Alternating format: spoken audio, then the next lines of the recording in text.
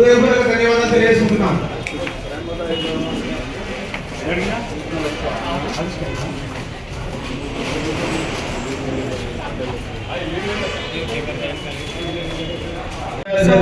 అన్ని విషయాలు మీకు చెప్పడం జరిగింది. నిర్మోహటంగా తప్పు ఏదో వాళ్ళకి మనం 1996 లో ఆ రోజులు పాపులర్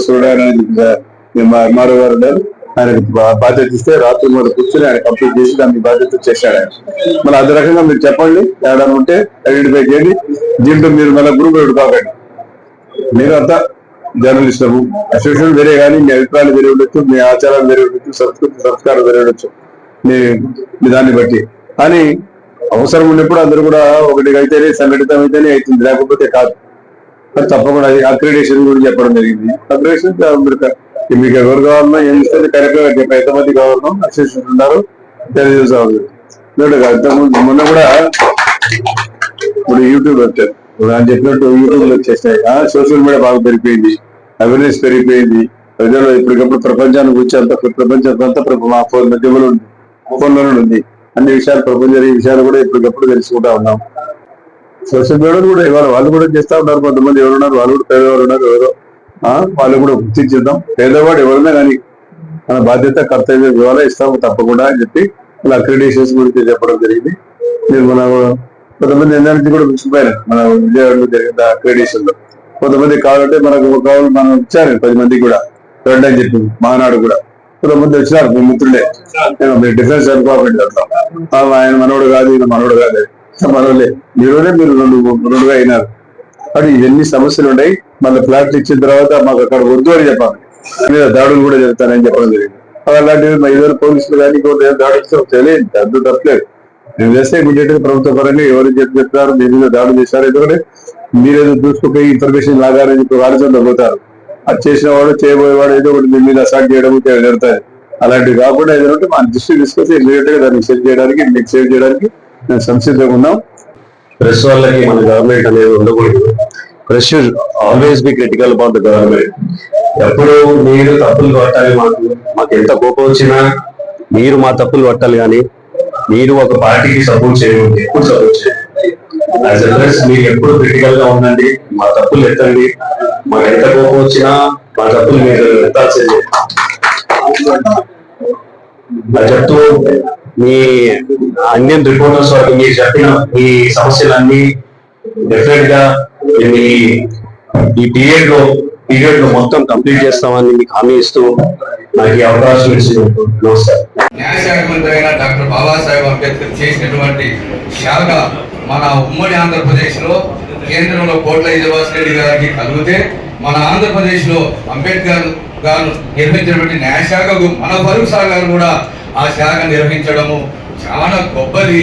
మరి చాలా మనం అదే కాదు, చాలా సుదీర్ఘ మరి రాజకీయ దురంధరుడు, అజాత శత్రువు. ఇందాక ఫైర్ గారు కూడా నిఖార్సైన మాట్లాడారు. ఫైర్ గారు మేము తప్పులు చేస్తే ప్రశ్నించండి అని, వెలిగెత్తి అని చెప్పడం చాలా అది నిఖార్సంగా రాజకీయ నాయకులకు ఉన్నటువంటి సత్తా. మరి ఇటువంటి మాట ఎవరు చెప్పరు. కాబట్టి పాత్రికేయులు ఇందాకనే మీరు చేసేటువంటి కృషి, మరి ఒక విలేకరన్న ఒక పాట ఉంది.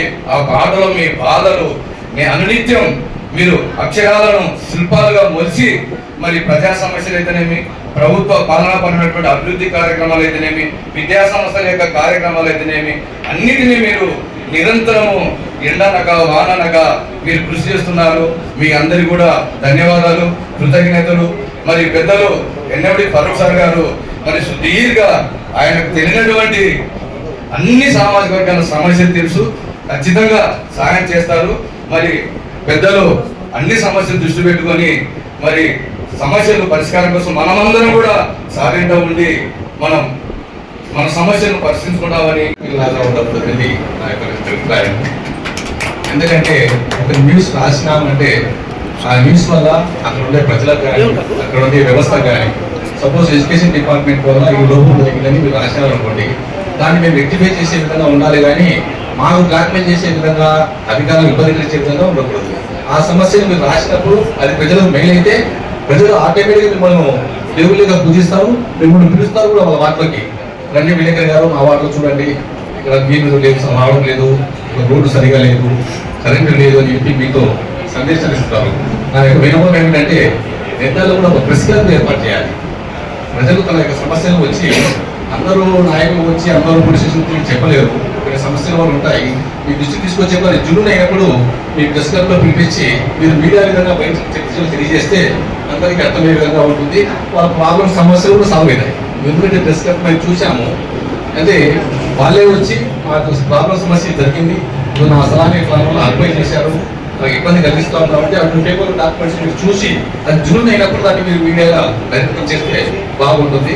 కార్యక్రమాన్ని చాలా గంభీరంగా చేయడం కూడా చాలా సంతోషం. ఎందుకంటే నేను మా ఫరూక్ సార్ గారికి విన్నవించుకుంటున్నాను. ఎందుకంటే ఈ అసోసియేషన్ లో నేను ఇప్పుడు చూసినంత వరకు బడుగు బలిగిన వర్గాలు మా అందరం వాళ్ళే ఉన్నారనేది కూడా నాకు తెలుస్తుంది. కాబట్టి మీ ద్వారా వారికి సహాయం చేయాల్సిన అవసరం ఎంతైనా ఉందని కూడా నేను మీకు తెలియజేసుకుంటున్నాను. ఎందుకంటే గతంలో మీరు మంత్రిగా ఉన్నప్పుడు విలేకరులకు బొమ్మల చట్టం దగ్గర దాదాపు 2-3 కోట్ల రూపాయలు విలువ చేసే స్థలాన్ని కూడా కేటాయించడం కూడా జరిగింది. కానీ ప్రభుత్వం మారడం వల్ల వారికి అనుకోకుండా వెనక్కిపోవడం కూడా జరిగింది. కాబట్టి ఇవన్నీ మీకు మేము చెప్పాల్సిన అవసరం లేదు. ఎందుకంటే ప్రజల్లో ఉన్నటువంటి మనిషి మీరు, ప్రజల చేత ఎన్నుకోబడుతున్నటువంటి మనుషులు మీరు, కాబట్టి తప్పకుండా వారికి సహాయం చేయవలసిందిగా నేను కోరుకుంటూ గౌరవ మంత్రివర్యులైన మైనార్టీ సంక్షేమ శాఖ మంత్రి, న్యాయశాఖ మంత్రి గారిని పిలవడము, అది కూడా అందరి విలేకరులలో కూడా ఈ రోజు ఇక్కడికి చేరుకొని ఒక యూనిట్గా వాళ్ళు ఇక్కడ ఉండి ఒక ఆఫీసును ఇన్ని రోజులకైనా వాళ్ళు గుర్తించుకొని ఒక ఆఫీసును ఏర్పరచుకొని మేమందరం ఒక గుంపుగా ఉన్నాము అనే దాని మీద ఎలాంటి తప్పు లేదు.